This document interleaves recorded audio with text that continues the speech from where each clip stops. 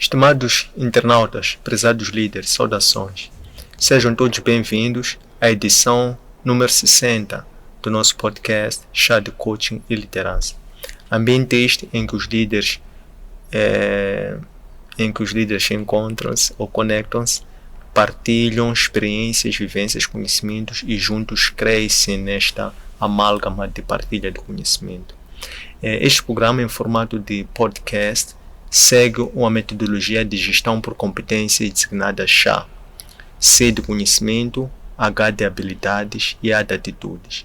Os líderes que nós atraímos para cá são atores moçambicanos que estão ativos nas mais diversas esferas de atividade, em que eles na primeira pessoa vão transmitir em forma de narrativa quais são os conhecimentos teóricos que obtiveram, que conhecimentos práticos na forma de ferramentas, técnicas, que desenvolveram para complementar aquele conhecimento teórico e que atitudes, ser, estar, comportamento e até no limite o caráter, ou vamos lá dizer, o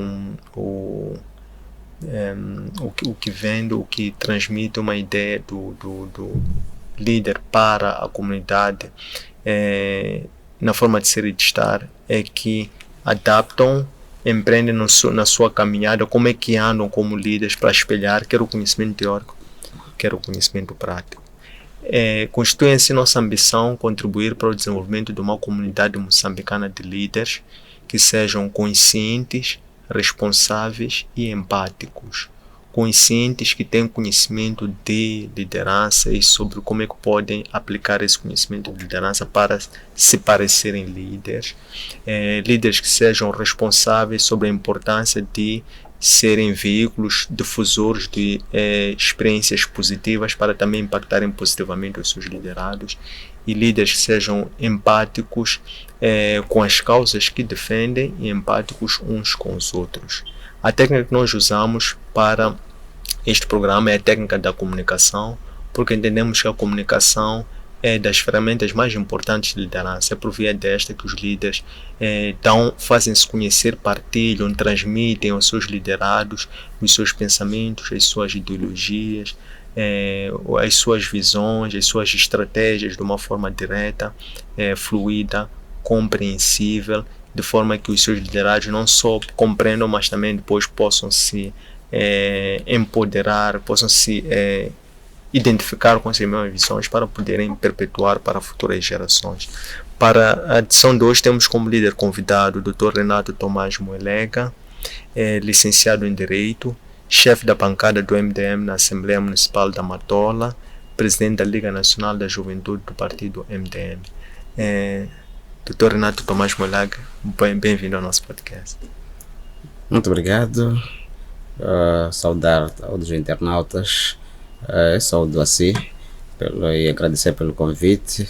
É sempre bom quando podemos transmitir da nossa experiência para partilhar com a sociedade moçambicana e não só, com o intuito de transmitir aquilo que é um pouco de nós e, se possível, inspirarmos naquilo que for julgado positivo da nossa vida. Excelente, muito obrigado.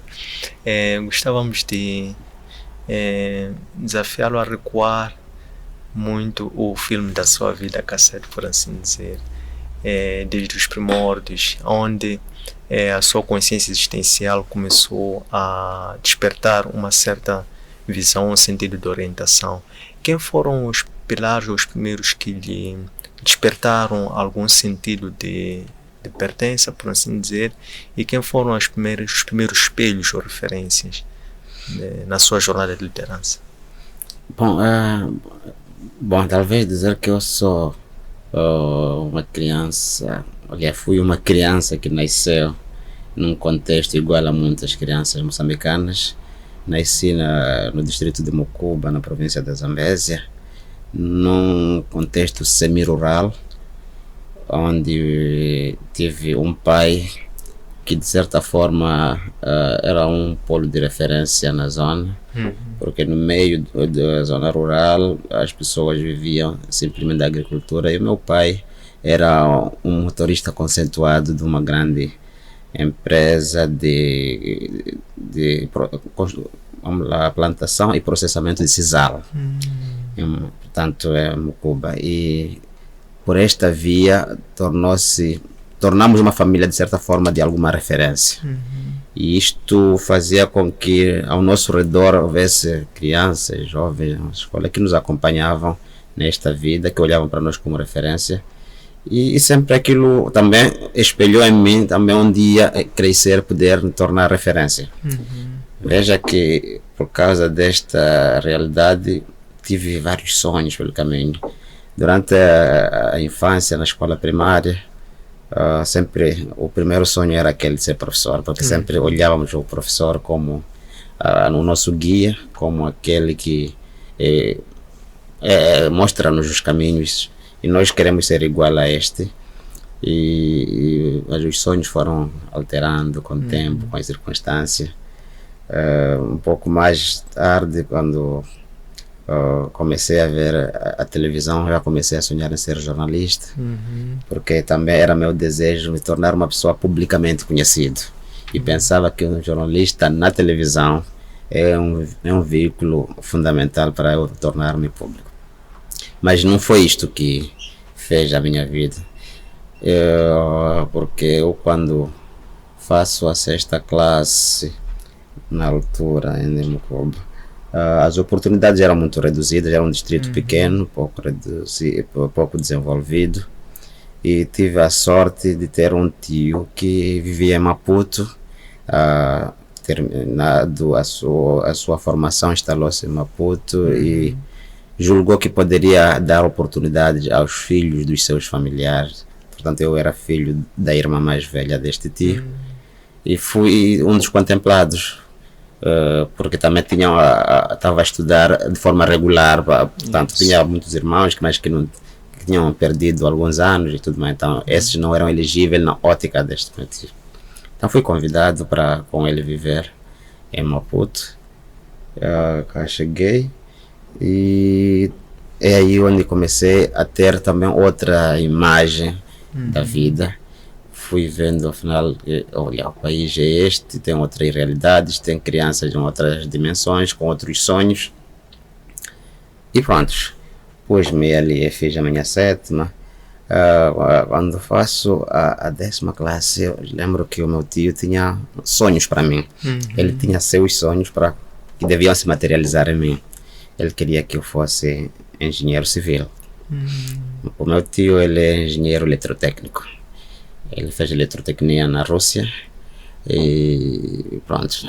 Então, mas também um dos sonhos dele era este de ser engenheiro civil. Achou que podia transferir para mim este sonho. Mas havia um dilema nesta realidade, que eu tinha mais inclinação às ciências sociais e não ciências exatas. Então, acabei encontrando este embaraço, vemos esse pequeno choque. Mas, paralelamente a isto também, fui um jovem religioso. Eu cresci na igreja católica, como era de praxe naquela altura. Cresci na igreja católica, tenho alguma aproximação com a igreja. Tanto tornei-me em 99, se não me engano. Tornei-me catequista, ainda é jovem, até a idade. E, portanto, fui sentindo que tinha essa inspiração nos mais novos. E eu sentia que, porque na altura, para ser catequista, tinha que ser, os padres católicos tinham que compreender em si alguma habilidade, alguma capacidade de inspirar os outros, de formar, não só de ter o conhecimento, mas de ter uma vida inspiradora. Exatamente. Portanto, foi por esta via que em 99 tornou-me catequista, e 45 anos mais ou menos de catequese. E nessa mesma altura, em 99 mais ou menos, eu conheço a comunidade de Santo Egídio como um movimento religioso católico. Se prestarem atenção, a comunidade de Santo Egídio tem uma ligação com os acordos de paz de Moçambique, no âmbito da mediação. Então, eu conheço a comunidade de Santo Egídio como movimento religioso e juvenil. Abracei aquele movimento porque um dos princípios naquela altura era fazer trabalhos aos pobres. Na altura nós fazíamos angariação de alguns fundos, alguns bens para oferecer crianças carenciadas. Vinhamos à Baixa da cidade, por exemplo, uma vez por semana, organizava-se jantar para os pobres, aquelas crianças da rua que não tinham o que comer. Portanto, aquilo foi me inspirando, fui vendo que, afinal, não podemos viver só para nós. Quero situar que eu, na altura, era um jovem que tinha uma vida estável, não tinha necessidades básicas, mas eu saía para juntar-me a pessoas que tinham algum cheiro nauseabundo e tudo mais, porque havia uma vocação que eu sentia em mim, que eu precisava de partilhar um pouco de mim para com os outros. Fazíamos o mesmo na quadra de Natal, por exemplo. Eu nunca almoçava com os meus pais, com meus familiares no dia 25 tínhamos este princípio de fazer almoço com os pobres. Portanto, aquilo era algo que não colhia consenso em casa, mas eu saía procurava ser um pouco rebelde neste capítulo, porque eu sentia que tenho uma necessidade de fazer aquilo que faz bem à minha alma. E penso que foi assim que fui trabalhando com a comunidade de Santo Egídio nesta fase. E por causa do meu crescimento na organização, comecei a fazer viagens com alguma frequência. E eu sei que também tive problemas com o meu tio nessa altura, porque penso que foi em 2001, tive que largar o período de exame escolar. Eu estava a fazer a 10ª classe, tinha exames a 10ª classe, eu larguei simplesmente porque eu tinha que ir à Itália, em 2002, portanto. Tinha que ir à Itália, era a minha primeira viagem para a Europa, então estava todo empolgado, queria ir lá buscar, porque tinha encontro com tantos outros jovens, digamos assim, que estavam vocacionados à liderança dos outros jovens, que devia acontecer isto em Roma. Então, mas estava ciente que ia retardar um pouco meu percurso acadêmico, mas estava ciente também que encontraria sempre um tempo para compensar aquilo e de facto assim foi. E lembro que na altura eu precisava de autorização. Aí onde estava o dilema. Eu não tinha 21 anos, mas precisava de autorização para poder ter passaporte e depois sair para o exterior. Então foi preciso usar uma diplomacia muito forte em casa. Por um lado, porque estava a ferir aqueles que eram os princípios basilares, que é de estudar, nunca abandonar. Mas por outro lado, eu precisava de avançar. Então encontrei uma técnica de fazer compreender ao meu tio que eu não estava a romper com a escola, mas é uma situação que precisa enriquecer o meu currículo, e eu penso que nada está perdido. De facto, houve entendimento e ele anuiu, e lá fomos. Portanto, voltei em 2002 mesmo, começamos em Moçambique a introduzir o tratamento antirretroviral pela primeira vez pela comunidade de Santo Egídio, e eu fui um dos 8 jovens selecionados depois da formação para trabalhar nesta vertente. E lembro que em 2004 sou convidado a sair da Machava, onde eu estava com os outros, para abrir uma frente, portanto a liderar a abertura de uma frente de tratamento chamado de prevenção vertical, que fazia tratamento das mães grávidas para que os filhos nascessem livres de doença HIV. Portanto, fui colocado na Matola 2, no 700, um centro de saúde 700, vulgarmente Matola 2. Portanto, eu estava ali como focal point da comunidade de Santo Egídio. E foi uma experiência, porque eu ainda jovem, com 20 e poucos anos, mas liderava pessoas adultas, dentre eles médicos, enfermeiros, e pessoal auxiliar que fazia o dia a dia daquela atividade. Eu era o elo de ligação entre a entidade, portanto, a comunidade de Santo Egídio, que era de nacionalidade italiana, e eu era um moçambicano de referência, portanto, naquele centro. Portanto, foi uma experiência boa. Sei que desta experiência não tive grandes percalços, porque também sempre fui procurando ser humilde. Era uma ação que conjugava a liderança, mas também algum conhecimento da parte da medicina, e pronto, fui conjugando essa questão, fui aproximando as pessoas, fui procurando ser aberto, e isto tornou a minha humildade em reconhecer, apesar de ser líder dos outros, mas procurar envolver-me no dia a dia dos outros, permitir que os outros sejam também, sintam-se iguais a mim.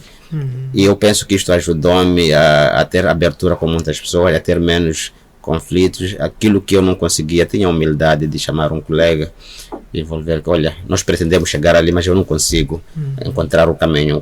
Qual é a sua experiência? E sempre tive apoio, assessoria de todos eles. E no final das contas, quando nós fizéssemos o relatório final, era um relatório que não só espelhava a minha presença, mas mostrava a dimensão do envolvimento de cada um que fazia parte. Portanto, isto foi o que me caracterizou durante esta fase. Portanto, trabalhei com a comunidade de Santo Egídio nessa altura até mais ou menos em 2013, 2014. E foi na fase de transição, digamos assim, com um Renato meramente civil para a parte política, porque em 2009, vamos lá recordar, talvez 2008, surge um movimento por causa das eleições na cidade da Beira, que o engenheiro Davis Mango concorre como candidato independente, é eleito, houve uma mediatização daquilo que tinha sido o conflito com o antigo partido onde ele pertencia, que era Renamo na altura, mas ele sai do partido, concorre a eleições como independente, sem nenhum partido, vence eleições no meio de duas grandes forças, portanto era candidato da Renamo e da Frelimo, e ele como independente vence eleições. E inspirou-me bastante aquele lado, tornou uma pessoa de referência, e também estava a olhar nele uma pessoa vítima. Então também o lado emocional pesou muito alto, e eu achei que devia fazer alguma coisa também para contribuir para que aquele político não se sinta sozinho, aquele político consiga ter força de caminhar para frente. E foi a partir daí que nasceu um movimento nacional de jovens homens e mulheres que juntaram-se em torno daquele líder com a intenção de criar-se um partido.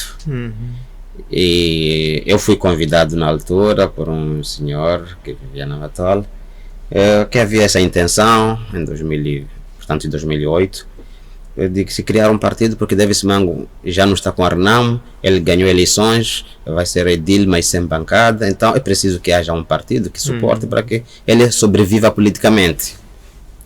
E de facto esta foi a mensagem, juntei-me àquele movimento, começo a fazer o meu trabalho político na base de mobilizar outros jovens. Em 2009, portanto o ano seguinte, fui também convidado para Beira para oficializar de fato a criação do partido que atualmente é meu partido, o Movimento Democrático de Moçambique, e começa aí a minha parte ativa na política.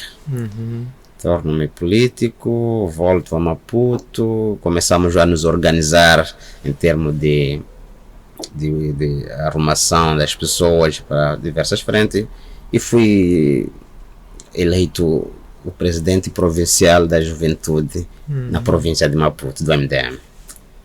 E começou a funcionar, comecei a trabalhar, e a minha missão na altura era de fato mobilizar jovens. E veja que eu na altura ainda era trabalhador, era líder numa organização não governamental, procurava conciliar as duas coisas. Apercebi-me com o tempo que esta realidade criava desconforto portanto a organização em que eu fazia parte, porque eles de fato são não governamentais, não têm ligação político-partidária com nenhuma organização partidária em Moçambique. Então fui sentindo este desconforto dos meus chefes e convidaram-me a uma conversa para compreender se eu estava descontente com alguma coisa. O fato de eu estar a juntar um partido é um mecanismo de eu melhorar a minha renda. E houve muita franqueza, nós conversávamos com muita franqueza e eu disse claramente que não era o caso. É verdade que dinheiro nunca chega, mas não era o caso.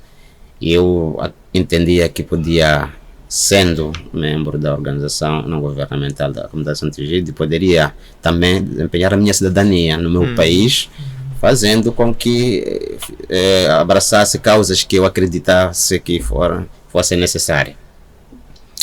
Portanto, esta conversa levou algum tempo, fomos nos gerindo, mas percebemos que havia um ambiente por causa desta realidade.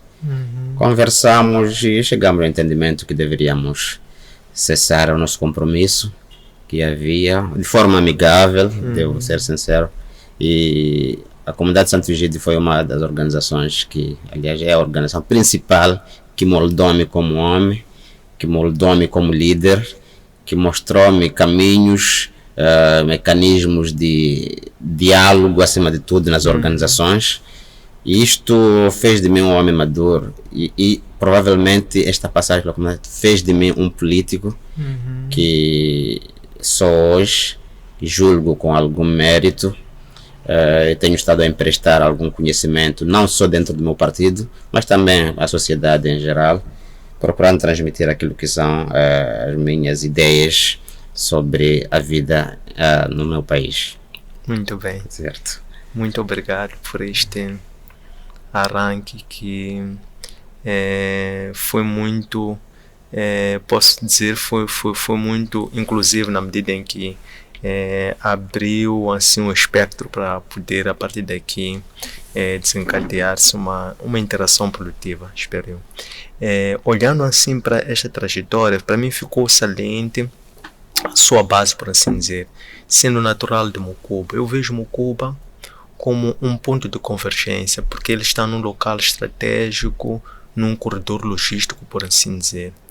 E quando a pergunta anterior era onde começou essa jornada, e recuou precisamente para este ponto, para aludir não só aquilo que representava Mucuba no contexto da geografia do país, mas também aquilo que depois se passou na prática, no dia a dia, na vivência, que era a forma como no seio familiar, de que forma é que para aquilo que era atividade profissional dos pais na altura fazia com que se criasse assim uma certa, posso assim dizer, concentração ou atração de várias outras pessoas. E depois dali começou a referir-se a alguns sonhos, sendo alguém que, movido por sonhos, foi alimentando esses sonhos, depois começou a perseguir esses mesmos sonhos, até que se desenvolveu um certo carisma, porque disse-nos que depois, numa fase já mais avançada, algumas entidades reconheciam em si algumas habilidades que permitiriam ser alguém que pudesse atrair pessoas, envolver pessoas e depois criar certas causas. Gostava de compreender de uma forma assim muito direta qual é a importância para si e qual tem sido até hoje para o futuro a importância dos sonhos para desenvolver este carisma que carrega, este reconhecimento que é um ativo útil para as entidades, para o país e para si mesmo. Bom, os sonhos sempre são um ponto de partida muito importante, que eles precisam de ter a atenção necessária de cada um de nós. Olha, como eu disse, esses sonhos fizeram com que eu abrisse ou encontrasse caminhos que podiam nos levar onde hoje estamos. Portanto, eu, a partir da fase que anteriormente fiz menção, fui buscando lugares onde eu passei encontrar o que pode me tornar um homem. Na perspectiva que eu acredito que de fato seja ser homem. E isto me faz perceber que os sonhos sempre são uma alavanca, são um ponto de partida para nós nos tornarmos pessoas necessárias, pessoas úteis e inspiradoras. Por exemplo, eu, quando fiz referência no princípio que um dos meus sonhos era ser jornalista, porque acreditava que eu não posso ser um cidadão anônimo. E não tendo essa intenção de não ser cidadão anônimo, eu não precisei de ser jornalista para, portanto, alcançar este feito, porque os percursos que fui seguindo, encontrei elementos semelhantes àquilo que eu pretendia, que no fim último, de fato, era tornar-me este homem, não anônimo, este homem conhecido, e eu encontrei isso na política. Já havia alguns passos dados quando passei pela comunidade de Santo Egídio. Deixa-me só fazer referência que a minha primeira experiência com a comunidade de Santo Egídio foi de ter saído para um encontro internacional em Malawi, nos finais de 99, se não me engano, ou quase 2000. Fui a Malawi e eu devia apresentar um relatório do meu país num encontro de cerca de 1000 pessoas. Então, e esta era uma realidade, uma primeira aparição pública, que tinha consigo a responsabilidade de transmitir uma informação séria, uma informação que deve ser avaliada. Então, deve imaginar uma criança de 20 e poucos anos, penso por aí 21, 22 na altura, que tem que falar para uma multidão, depois com as câmeras a ser visto, com consciência de a ser visto na Itália. Portanto, era foi um passo que me fez com que eu começasse a ganhar essa dimensão da vida pública. Fui assumindo esta vida pública e fui me revendo que, afinal de contas, não preciso ir ser jornalista para me tornar uma pessoa publicamente conhecida, mas tenho estes caminhos. E assim foi em muitos outros encontros. Tive várias conferências internacionais, mas também nacionais, em que assumi esta vida pública, assumi esta forma de me comunicar para o público, e pronto, sempre com aquele frio na barriga numa primeira fase, mas com o tempo fomos vencendo isto, com o tempo fui ganhando alguma certeza de que estou com os 2 pés assentes no chão, posso continuar. E isto, quando eu entro na política, portanto, a vida torna-se totalmente pública, por causa das campanhas eleitorais, por exemplo, mas também temos eventos internos, como são os conselhos nacionais, os congressos, é uma vida pública. E eu entro na política mais ou menos a liderar, praticamente.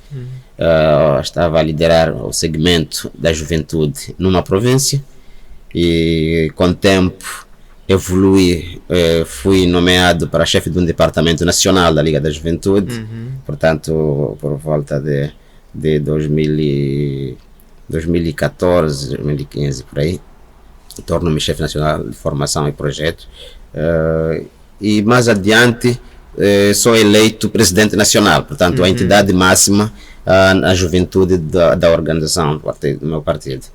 E isto começou a fazer de mim, de fato, uma pessoa com uma vida pública assumida. Comecei a interagir com o mundo, mas também não só interagir, procurar ser resposta de vários anseios que os jovens que nós lideramos encontram. Veja que a política em Moçambique, ela traz para muitas pessoas várias expectativas, sobretudo a camada juvenil, quando se junta a uma organização, seja ela política ou não política, seja ela partidária ou não, sempre procura encontrar um mecanismo que lhes possa permitir eles encontrarem respostas imediatas para as suas vidas. E num país que é igual ao nosso, sem recursos, sem emprego, então as pessoas acreditavam, ou sempre acreditam, ou procuram acreditar, mesmo que isso não seja divulgado nesse sentido, encontrar que dentro dos partidos as pessoas podem resolver os seus problemas de vida, podem encontrar seu primeiro emprego, podem encontrar, ou talvez uma bolsa de estudo. E isto não é possível, na verdade, porque não é esta a vocação dos partidos políticos, mas, sem ser dito, as pessoas têm este anseio. Então, nós os líderes temos que saber gerir essas expectativas, fazer com que o jovem compreenda que a nossa luta política é de tornar um Moçambique melhor, um Moçambique desenvolvido. Portanto, e às vezes sempre somos chamados a ir buscar aquilo que foi a experiência dos jovens de ontem. Quando nós falamos da nossa história, por exemplo, quando falamos daqueles jovens que, por causa no contexto do colonialismo português, largaram seus sonhos, atrasaram seus sonhos, tiveram que enverdar pela luta armada, muitas das vezes com poucos recursos de acreditar na vitória, portanto, armada naquela altura. Estávamos a falar de um colono que estava implantado, mas havia jovens que abraçaram, havia uma agenda nacional que inspirava os jovens que deviam lutar pelo seu país. Portanto, hoje a luta não é igual à de ontem. A luta no contexto de hoje, nós como jovens procuramos buscar que nós precisamos de ter a visão de um Moçambique inclusivo. E esta luta passa por os jovens compreender esta necessidade primeiro, porque ninguém luta por uma causa que não compreende. Se não compreender a causa, a sua luta vai ser fracassada. Então nós convidamos sempre os jovens a compreenderem que eles podem ser atores válidos para esta luta para um Moçambique melhor, para um Moçambique inclusivo para todos, e que nós acreditamos seja possível. É por causa disto que eu posso admitir que sacrifiquei o meu emprego, que era até bom emprego, porque eu acreditei nesta luta e engajei-me, inspirei muitos jovens, e hoje acredito que é uma luta que ainda não teve o seu fim, mas alguns passos vão se dando, e se a caminhada ou a minha jornada terminar antes de alcançarmos portanto, a vitória final nesta luta, vamos sempre deixando testemunho para que os outros jovens compreendam a luta que nós estamos a levar a cabo, continuem e procurem, se calhar, serem eles os atores que vão marcar as novas páginas da história deste país. E, então esta tem sido a razão dos nossos sonhos, a razão de quando nós sonhamos, não podemos olhar para os obstáculos. É preciso sempre ter esta capacidade de afastar os obstáculos, porque os obstáculos sempre vão existir em nossas vidas. Nós não vamos encontrar uma autoestrada na nossa vida, não vamos encontrar sempre obstáculos que precisam ser removidos, e esses obstáculos, a sua remoção, faz de nós pessoas capazes de facto de serem autossuficientes, pessoas capazes de terem respostas nas suas vidas, e isto é que é ser líder. E nós sempre incentivamos a procurar não ser chefes, porque quando se torna chefe, o que se faz, as pessoas sentam e dão ordens, mas nós queremos ser participativos. A nossa liderança pressupõe estar lado a lado com aquelas pessoas que nós coordenamos as suas atividades, que nós lideramos, e isto nos faz crescer. É engraçado que desta convivência com os demais jovens, quando fazemos nosso dia a dia, também aprendemos. Aprendemos muito, porque cada jovem, cada pessoa que está ao nosso lado traz sua experiência de vida, sua experiência de como superar vários tipos de obstáculos, e nós nos tornamos mutuamente pessoas que influenciamos um ao outro. Portanto, isto tem sido, digamos, aquilo que eu tenho estado a viver atualmente, com a experiência daquilo que foi um sonho ontem, que hoje vou vivendo alguma realidade, e consciente de que um dia sempre conseguiremos alcançar os objetivos pessoais e coletivos, acima de tudo. Muito, muito bom. Ficou bem saliente nesta explanação que o propósito é mesmo voltado para impactar outras pessoas, jovens em particular, para que estes possam emancipar-se num sonho coletivo de construção do Moçambique inclusivo. E também compreendi que a liderança é mais inclusiva, colaborativa, participativa, permitindo com que os outros liderados possam não só trazer as suas visões, mas também possam, através desse exercício, serem moldados, trabalhados, aperfeiçoados. Olhando já para a liderança já de uma forma um pouco mais incisiva, quais são os atributos que qualificam mais importantes para uma boa liderança, para exercício desse estilo de liderança participativo, colaborativo, Bom, eu penso que é mesmo a participação. Eu fiz referência a como é que o que me fez entrar na política foi mesmo a pessoa do engenheiro Davis Mango. Ele tornou-se um líder que inspirou-me bastante por causa da sua presença no terreno. Ele é engenheiro era engenheiro de profissão, e parece que provavelmente a sua formação na engenharia fez com que ele fosse aquele que sempre está a fazer as coisas. E ele mesmo na política procurava ser aquela pessoa que estava, digamos assim, no terreno, não a delegar competência, mas a fazer junto com os outros.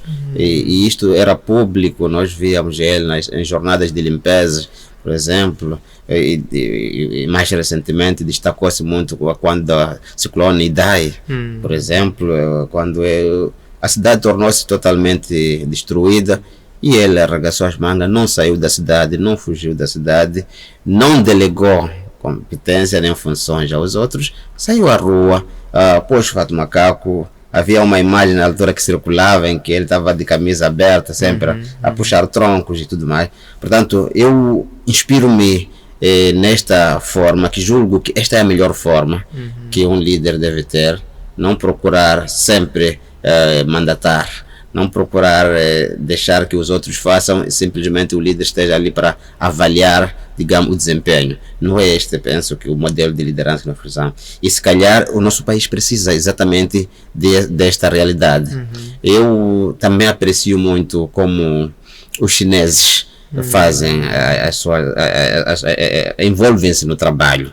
Provavelmente o nosso país, se alcançar a humildade que os chineses têm, por mais que um chinês tenha condições financeiras, ele não faz delegação de fundos para fazer, ele está envolvido, está a fazer o trabalho, se é um empreiteiro, se ele está a fazer o trabalho, não deixa os trabalhadores e fica por detrás, não, está envolvido. Então eu penso que Moçambique hoje precisa um pouco dessa experiência, precisa de líderes com empatia, porque o que está a acontecer no nosso país?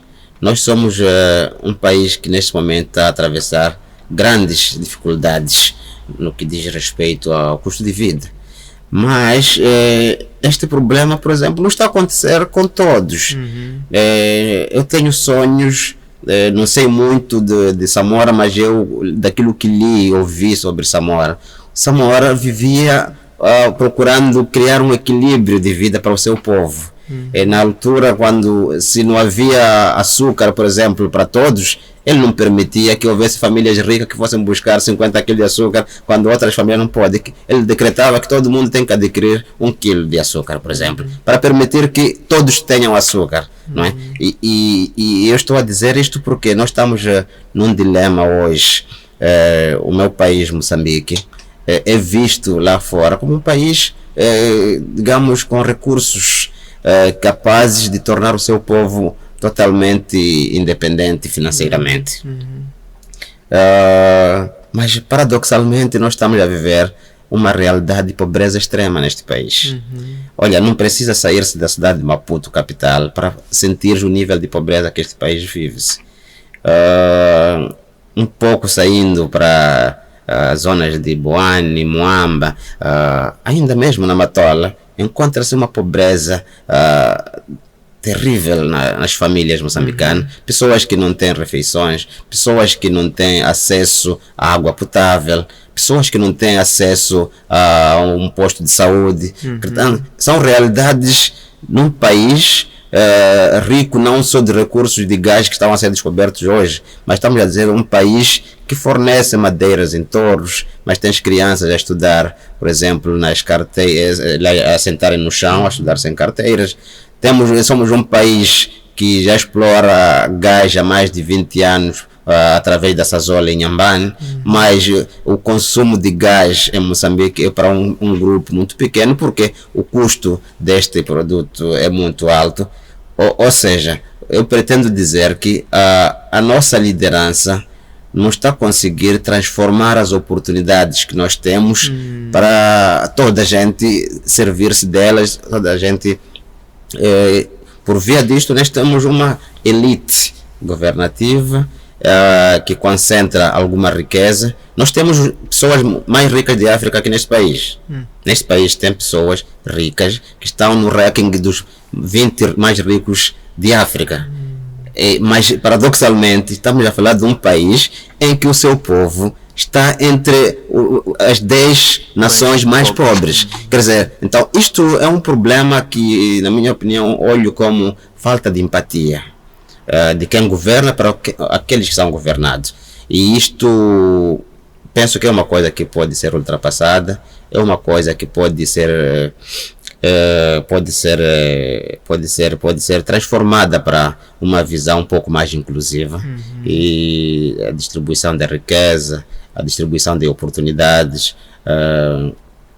Há dias, por exemplo, eu li que a Total é uma das empresas que vai explorar o gás em Cabo Delgado, não é? Através de Palma, da bacia de Rovuma. A Total acabou de forma indireta a passar um atestado de incompetência ao Estado moçambicano quando cria uma fundação que vai criar projetos de rendimentos para os nativos de Cabo Delgado. É um projeto que vai financiar anualmente 200 milhões de dólares. E isto, o Estado moçambicano tinha experimentado criar uma entidade capaz de criar oportunidades, a partir da ADIN, uma instituição chamada ADIN, que deveria... Mas essas instituições que o Estado cria não resolvem os problemas dos moçambicanos, só cria cada vez mais pessoas, porque criou-se um PCA, criou-se um conselho de administração, essas pessoas ganham muito bem, mas já há 3 anos que essa instituição existe. Em Cabo Delgado não há desenvolvimento sequer. E há de compreender que é nosso entendimento, é meu entendimento, que as razões dos conflitos em Cabo Delgado têm muito a ver com a desigualdade social que se vive naquele território. É provável e acredito muito que a origem do terrorismo no Cabo Delgado é de fora, é um problema transnacional, mas acabou encontrando, vamos lá, a zona fértil por causa do descontentamento que as pessoas têm. Quando tu tens pessoas jovens com idade ativa, estão numa situação de desespero total e olham para a esquerda para ver que não tem nada a perder nesta vida, não tem sonhos por realizar, porque vê tudo bloqueado, não tiveram oportunidade de formação, não tiveram. Então essas pessoas tornam-se vulneráveis a qualquer agenda que lhes vier na sua mente. E eu acredito que a guerra, ou seja, o terrorismo em Cabo Delgado, ganhou raízes porque quando esses senhores que vieram a Cabo Delgado para aliciar os nossos jovens, encontraram um jovem sem esperança, um jovem que não tem nada a perder. Portanto, abraçaram porque foram aliciados com alguns valores, e isto torna-nos um país cada vez mais desorganizado, um país cada vez mais sem desenvolvimento, mesmo com as condições instaladas para o desenvolvimento. O país, portanto, a Total veio hoje anunciar esta realidade, que vai lançar isto, está a retirar um pouco aquilo que é a confiança que tem com o Estado moçambicano, porque a mesma Total pretende ter alguma segurança para poder operar naquela zona, que é a zona de Palma. Então não acredita que no Estado moçambicano é capaz, e aliás, por causa disto também, a mesma Total está a impor que a sua segurança seja feita pelo Estado ruandês. Olha, nós estamos a falar de um país soberano. A soberania, portanto, pressupõe que cada Estado tome as suas próprias decisões. Mas porque nós somos soberanos apenas na nossa Constituição, mas em termos factuais, em termos concretos, em termos da nossa economia, nós não temos esta soberania econômica, sobretudo. Então, isto permite com que nós tenhamos pessoas a vir de fora para tomar decisões no lugar dos governantes. Aconteceu o mesmo agora, por exemplo, estamos a ver constantes mexidas naquilo que foi a tabela salarial única, que é um assunto muito propalado de ano passado para cá. Olha, a tabela salarial única foi uma imposição do FMI. Lembra-se que o FMI já tinha cortado o apoio direto ao orçamento do Estado, e quando volta para apoiar, fez com que criasse algumas regras. Sim. O país devia assumir algumas imposições. E por causa disto, uma das regras era criar algum equilíbrio na função pública. O funcionário público. Só que a interpretação da ideia da tabela pública foi mal concebida. Criou-se cada vez mais um fosso entre os pobres e os ricos. Vimos muitas manifestações não ativas, mas de professores, de médicos e tudo mais, que não concordavam com aquilo que lhes era recomendado, versus aquilo que tinha sido fixado para os dirigentes. Estou a falar dos deputados da Assembleia da República, estou a falar do Presidente da República, que tinha o salário de referência, e todo o seu governo, e ainda todos aqueles. E veja que cria-se esta situação de valores muito altos, e a máquina administrativa do Estado moçambicano é extremamente pesada. Extremamente pesada. Nós temos muitos chefes desnecessários. Temos 20 e tal ministérios, com os seus vice-ministros, portanto temos ministros e vice-ministros, temos institutos que muitas das vezes acabam fazendo as mesmas coisas, agora as secretarias do Estado, temos, portanto, a nível da província, um secretário do Estado, um governador. Portanto, essas coisas todas tornaram a máquina do Estado extremamente muito pesada. E como consequência, a folha salarial do Estado tornou-se pesada. E recentemente o FMI volta a dizer: senhores, revejam a vossa realidade na vossa folha salarial, porque nós estamos a apoiar um país, mas que tem uma folha salarial extremamente pesada. Há um exercício a ser feito, foi feito recentemente uma revisão em baixa, mas eu penso que ainda não é suficiente o que foi feito. Quando nós estamos a pensar, porque o meu raciocínio parte mesmo da questão de termos um governo com empatia, eu penso que nós precisamos diminuir muitas gorduras nos nossos governantes. Nós estamos a ter governantes que têm salário que não faz nada, porque para além do seu salário, eles estão rodeados de mordomias excessivas. Os países que apoiam o orçamento do Estado em Moçambique, os seus governantes não viajam em classe econômica. Os deputados, os ministros não precisam de ter ser atribuído um carro 4x4 para não fazer nada no fundo com essa viatura, porque não é para o serviço ao público, é simplesmente para fazer demonstração. Portanto, nós temos pessoas que têm casa, têm água e luz, não paga, têm ajudante do campo em sua volta. Portanto, a nossa distribuição de riqueza, ela não é equitativa, ela não é justa. Portanto, há uma concentração de riqueza para um certo grupo que não é a maioria neste país. E temos o grupo de trabalhadores, dos operários, de camponeses, que estes, infelizmente, nem sequer uma via de acesso têm para poder desenvolver a sua vida. Este aqui é o grande paradoxo. Somos um país que, com muitas mordomias e dos seus dirigentes, mas infelizmente tu não tens uma única estrada nacional em condições.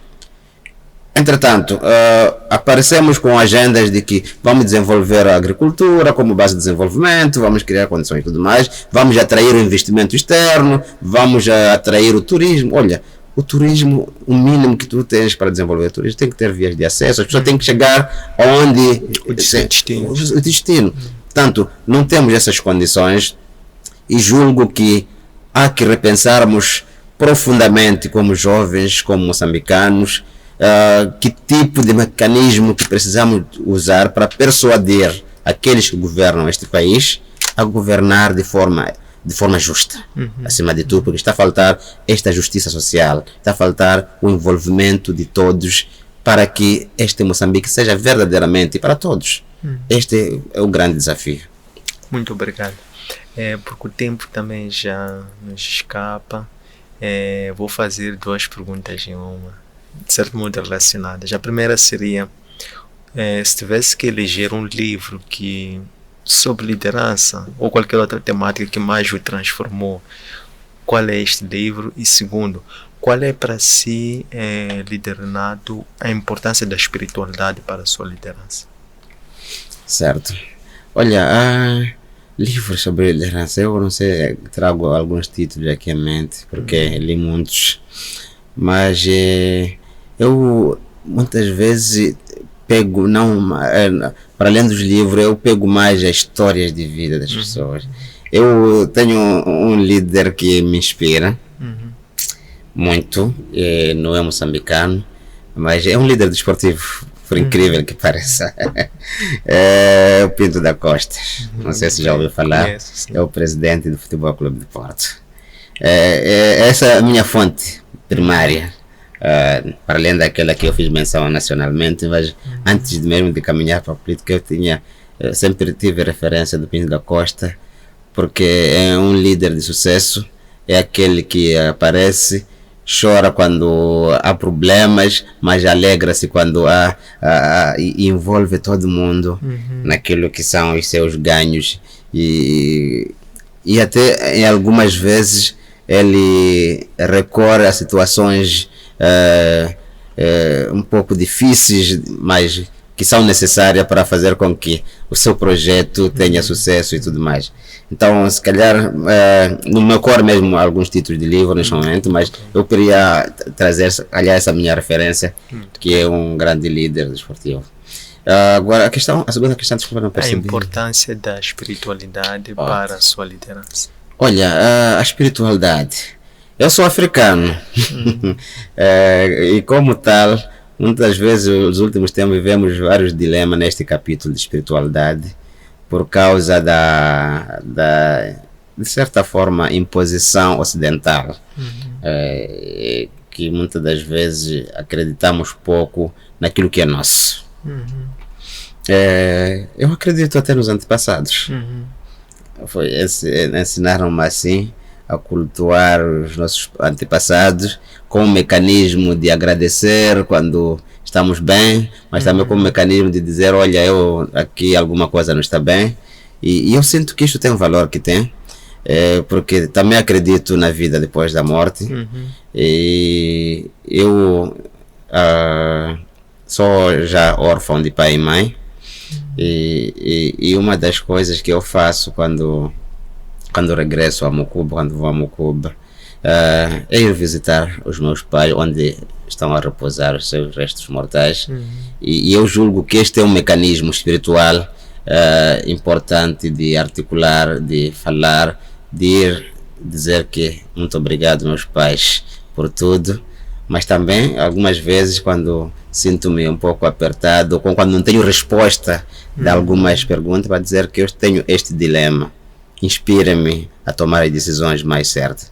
E eu penso que a espiritualidade nesta vertente, e não estou seguro se estou a responder na direção pelo qual me faz a pergunta, mas eu vejo que por esta direção eu vivo a minha espiritualidade. Mas também disse no princípio que eu sou religioso, acredito na divindade, acredito em Deus.